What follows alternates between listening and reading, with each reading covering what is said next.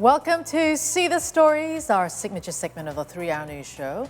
Now, a student at Diponegoro University committed suicide several weeks ago after she was bullied by her seniors. Yes, bullying is very detrimental. Although many victims can seek the help of psychologists, most feel too shy to open up to others. However, they can take legal steps to end bullying. Well, to find the answer, we now have Bullyid App lead legal supporter and advisor Sendy Pratama in our studio. Hi, Sendy, thank you for coming. Thank you for coming. Thank you. Yes. It's been an honor for me to attending this amazing program, I think. Yeah, thank you very much as well. It's a privilege as well for us to have this discussion because we know that recently we heard some bullying cases happened in high school, happened at the university, happened in other schools as well. So first of all, it's good to have Bullyid that can be utilized to combat bullying in Indonesia. So who are the majority of Bullyid users? First of all, I want to correct how to spell bullied. The correct way is bullied. Bullied. Bullied. Okay. Bullied. All right. Okay. So I think we observe for the past of 4 years, I think the majority of our user and on our platform is a group of age 18 to 25 years old. And I think the common cases that they are faces is I think more expand beyond that, beyond from bullying, but also online gender-based violence, like sextortion, revenge porn, or deepfake pornography. And also, we also provide assist an adults over 25 years old, which commonly they are facing like cyber harassment in the workplace. And younger adults between 12 to 15 years old, which having common issues with 18 to 25 years old group. And this is, I think, this is the critical issues because the younger adults is facing a more threat rather than the older groups. All right, younger adults, you mean 20 to 15? That's like categorized as the middle high school students, right? Okay, so the Bullyid App, as mentioned, you said around 18 to 25 are the most users, but some bullying cases, in fact, many bullying cases happen to children that are very young, like in the maybe kindergarten or even elementary school. So who did usually use the Bullyid App when it comes to children that becomes the victim of some bullying cases? If the children becoming the victims, the children can use or can utilizing our platform to making a report, or also can making or having a psychological support when they are facing bullying. So we are having a principle like survivor-led principle approach, where we are focuses on the victim rather than the perpetrator. That's correct. Right. Yeah, I'm asking this because I guess many, let's say, children who could not even use this app, they became the victim, and the perpetrator did not have any punishment because maybe the parents thought, it's just, normal.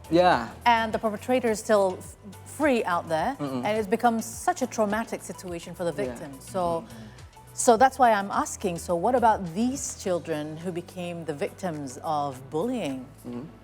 Can Bullyid help as well?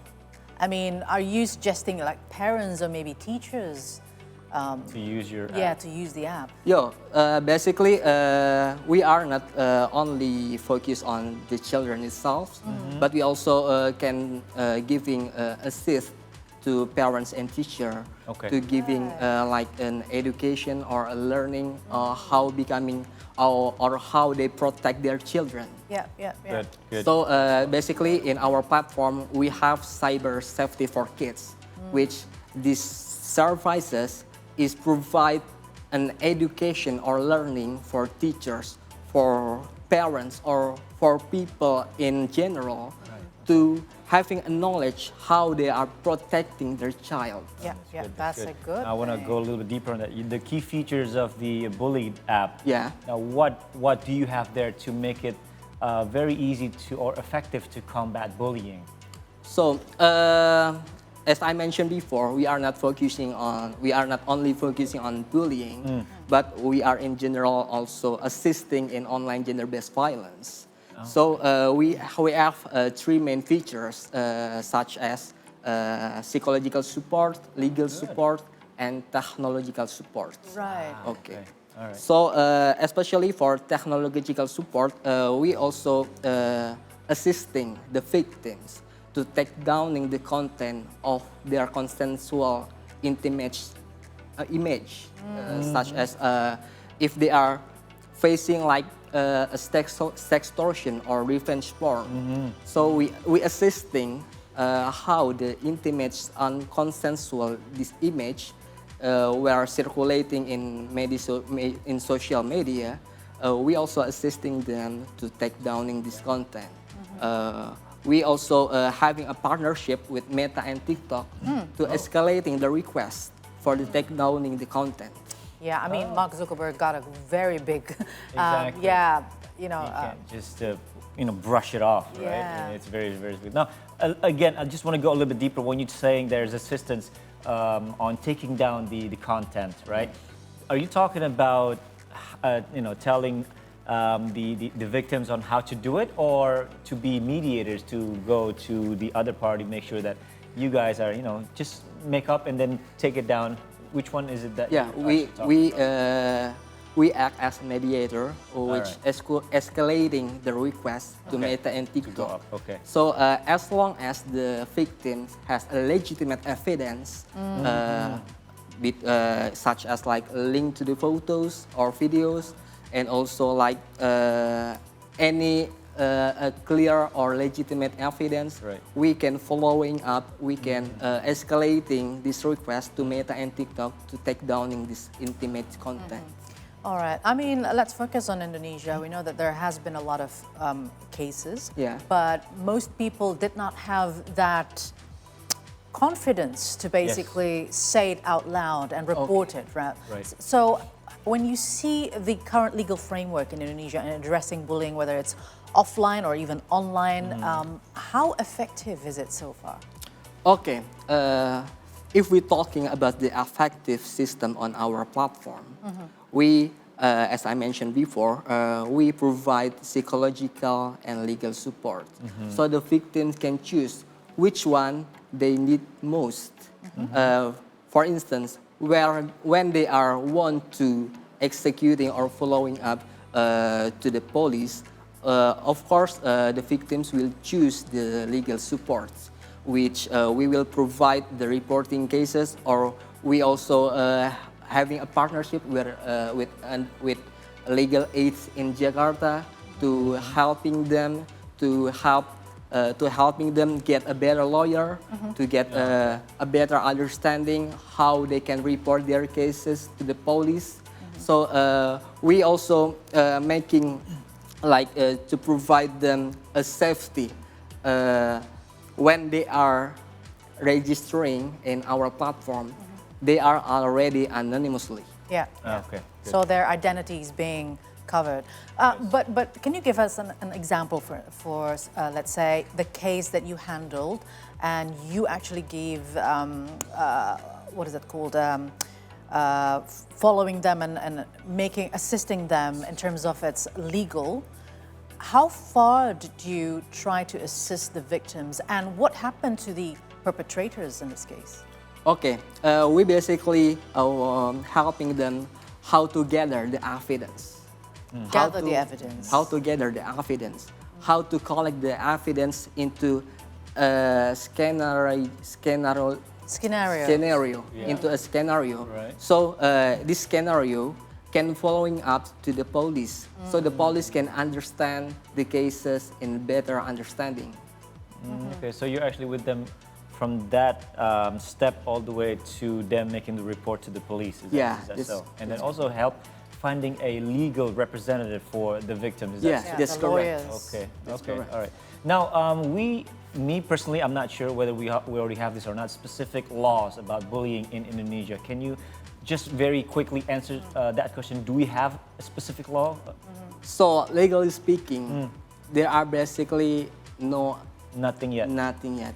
Okay. Our regulation is not ready yet in terms of bullying. Okay. Okay. The only things that we can refer is just a criminal, we can call it like undang-undang sistem perundungan anak. Oh. Okay. So this is the only legal way that if someone is facing bullying, they can use this law. That. Right. Just this law, and Okay. this law is not specifically define what is bullying is. Yes. Is it the 39.999? No, it's a different one. Yeah, that's correct. But only for children, is it? Only for children. Right. For So. children. But if we talk about the adults over 25, Right. we can use manpower law. Okay. Right. Okay. But I think if we talk about the manpower law, there are also no mechanism, no clear guidelines how they are making a report or how they are the workplace mitigate or prevent the potential bullies. Right. Right. Yeah, if you look back at the case at one of the international high school in Tangerang, Banten, where some groups of students, they bullied the newcomers, like the new students. So, and the parents, when they got involved in this, they said, please, let's just try to solve this problem without any legal steps, right? But can a bullying victim file a lawsuit? And if so, what are the necessary steps to be taken?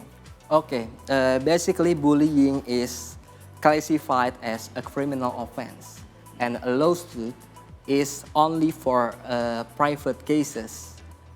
So if we talk a lawsuit, yeah, I think practically speaking, the lawsuit can be sent, can be formed. But the first thing that the perpetrator and the victims must do is they must have an agreement.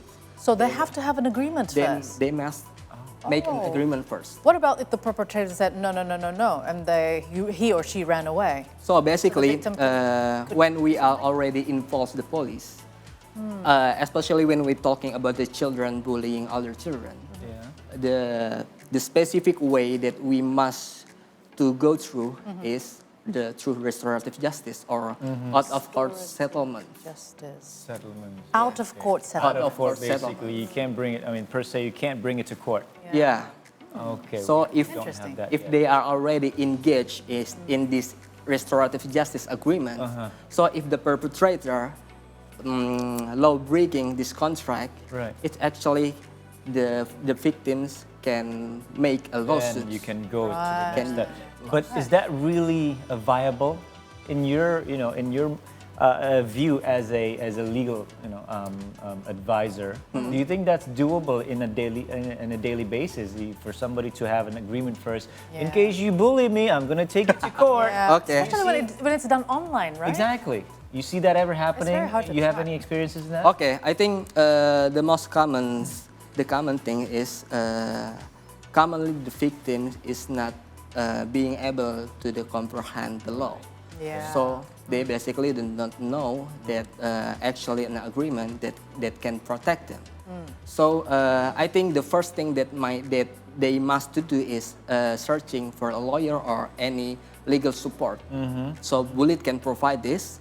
So we also can provide like drafting some restorative justice agreements to provide safety for the victims. To in case in the future the perpetrator is breaking the law, breaking the contract, we can draft the lawsuit to the perpetrator. Right. Okay. Very interesting insights. Very, very interesting. Well, guys, we are going to still talk about bullying, mostly with kids, but then again, of course, some with adults too. But with Sendy, he's still going to be here with us, but we're going to have to take a break really quickly. But stay tuned. We're going to be right back.